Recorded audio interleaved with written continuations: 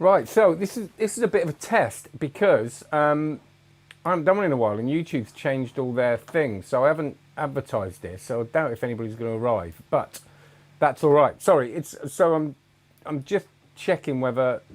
Oh, we got a viewer. Blimey, it's probably myself actually. Whether everybody's going to turn up, whether it's working, whether the mic's working. Since I've done a last live stream, YouTube have changed the way it all works out, or it all happens. So I'm going to turn my mail off so it doesn't make noise there. So just, hey Curtis, how you doing, mate? Can you, hey Alec, nice one. Working well, all working for me. That's good. It's, I'm going to do this. Here we go, hang on.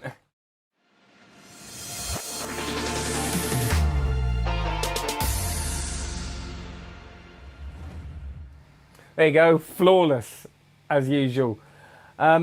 So I thought I'd do a live stream because I realised that what happened is I hadn't done one for ages, and I started making excuses, and the big excuse was obviously time has changed, when I have the kids has changed, fitting in my card magic course, live things every week, and this was becoming a little bit stressful when that happens, etc. And then a lot of other stuff I had to work on through lockdown, and I realised that was an excuse. That was basically me saying I don't want to do it, and I kind of lost my nerve of it a little bit, weirdly enough, because I do live streams on Facebook every morning at 10 o'clock. It's a thing that I do, and I don't know what it was. And I realised it's the same thing that happens with gigs and performing magic and performing anything and doing pretty much anything that I do. What tends to happen is that if I don't do anything for a certain amount of time, I kind of lose my nerve. And I usually make up a story in my head differently to that, but that's what it is. And I have talked a lot to a lot of people about this, a lot of magicians, and we'll talk about that a little bit.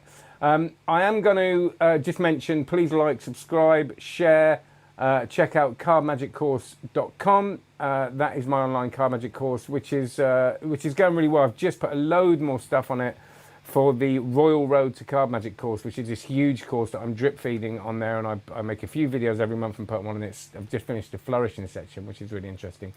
So have a look at that. Do comment on this, by the way. This is kind of a kind of test, Q&A, discussion. So anything you've got, anything you want me to mention about anything at all, I will try and do that. And if I can't do it on this stream, we'll do it on another one. And I do apologise because outside is fireworks, and this office is the hottest room on the planet at the moment. You'll notice that I'm quite shiny. It's only going to get worse. But so this idea of this kind of losing one's nerve, and I think as magicians, it's a strange one, isn't it? Because I think a lot of magicians, well, in the two walks of life that I come from, I also do this sort of leadership training, coaching stuff these days as well as performing. And there's this idea of being bulletproof. There's this idea of kind of not showing that you're losing your nerve, and not showing that you're struggling with things in whatever way. And that for somehow showing a lack of professionalism. Is that the word? Yeah. And of course it doesn't. And a good example of this the other day, which I just thought about as I was talking actually, was Richard Saunders put a video on Instagram the other day, and things that he was struggling with, and I thought was so refreshing.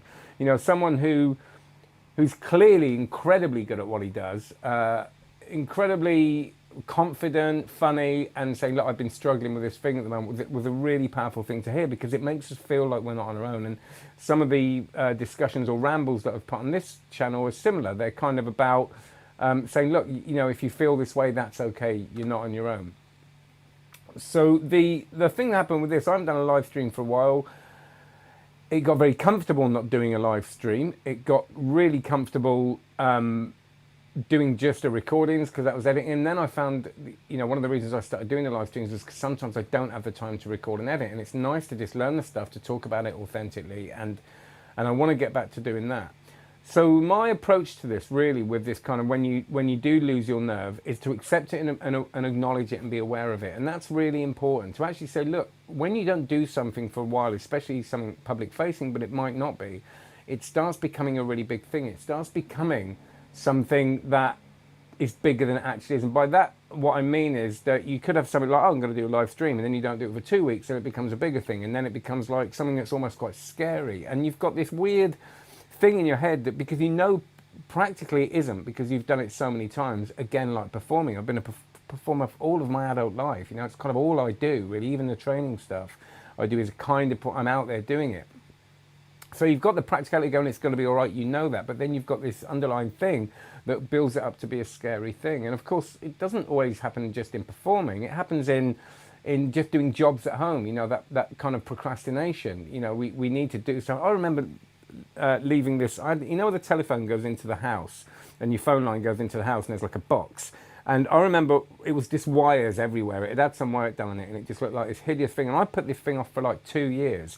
And I remember when I finally got to do it, I was like, it's going to be a right pain. It took me about 20 seconds. It was just, I built it up to be this massive thing.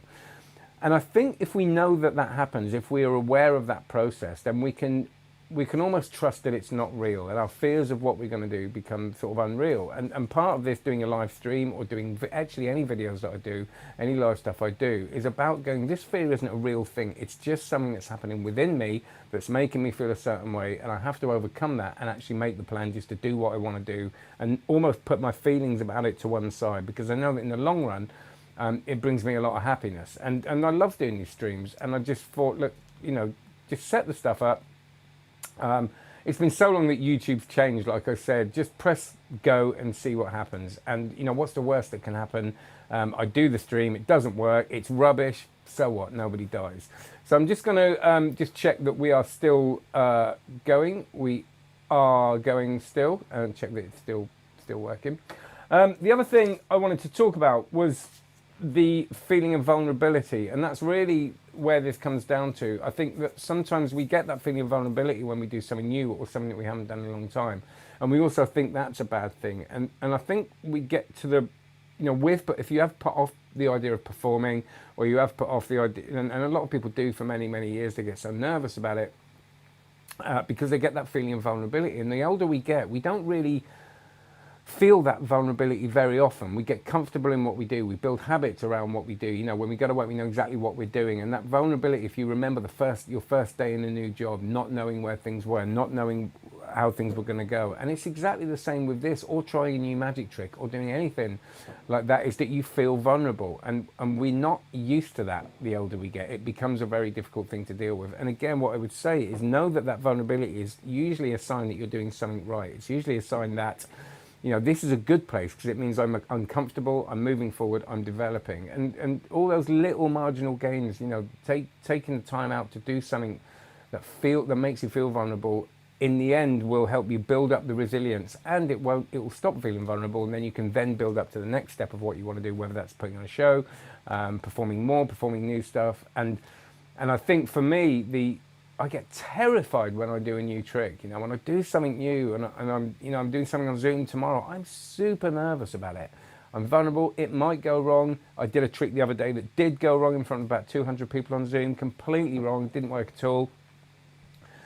The reality of that, obviously I was very scared of it happening. It did happen, and the reality was very different than what my fear of it was. Yes, it wasn't a nice feeling, but it's a kind of funny story, and it's okay. And even if you burn the gig and they don't book you again, well, there's plenty of people that will. So it's just one of those things. So I just wanted to share that. If there's any questions at all, let me know in the comments or anything at all, and I will answer them now. Obviously, when this is, you know, it goes out as a recorded thing, you can comment on there, and I will see those comments, and I'll try and address things on the next videos. I will say the reason I haven't done a review for a while is I get myself in these situations of reviewing books that I really want to review. I got the dark side of the cube thing. I like Rubik's Cube Magic, and I got this and I wanted to review it. Now, the thing about this, I don't like reviewing anything that I haven't played with, and I'm learning a new algorithm in this that I want to be able to do without thinking about it before I review it, because I want to be able to actually play with the trick. I want to be able to do it, and memory-wise, it's taken me a long time. But the funny thing was, I got this, and I was looking at this algorithm in it, right? And he's got this. He talks you through it. And he tells you what it should look like afterwards, right? When you've done that. And I couldn't get it right. And I spent 3 days getting the cube, following everything, going, I'm sure I'm following it right. And looking at the picture and going, I'm doing something wrong, and I just couldn't, and I was tearing my hair out. And I was thinking, I want to review the thing, but I can't do it until I've got this algorithm. Then I looked back on the messages that Diego had sent me, and he said, I'm really sorry, but because he wants me to review the second book. And he said, I said, well, I need to read the first one to know what it's about. And he said, well, I'll send it you, but it's the first copy that we had to withdraw because there was an error in it with the colours. And I'd forgot he'd sent me that thing. So I you not 3 days of trying to redo it. And then I went and read that message and realised that I'd just been doing it completely right, but I'd skimmed the messages. So there's a lesson. Read the things properly that people send you, and then you don't spend 3 days of your life and therefore not be able to get a review out in a week. So there you go. I thought I would share another mess up from me. I think that's all of us. There's no more chat, so I don't think there's any questions. I hope this has streamed okay. We shall see. And have a great one. Look, listen, check out cardmagiccourse.com. It's going from strength to strength. Really proud of it. Everybody loves it that's on it. It's a great little community, very safe place to try stuff out if you're learning, or if you're nervous about doing it. We all meet up every week and we show each other stuff, and we don't have to do it that great, and we talk about it and discuss it and add little improvements, etc.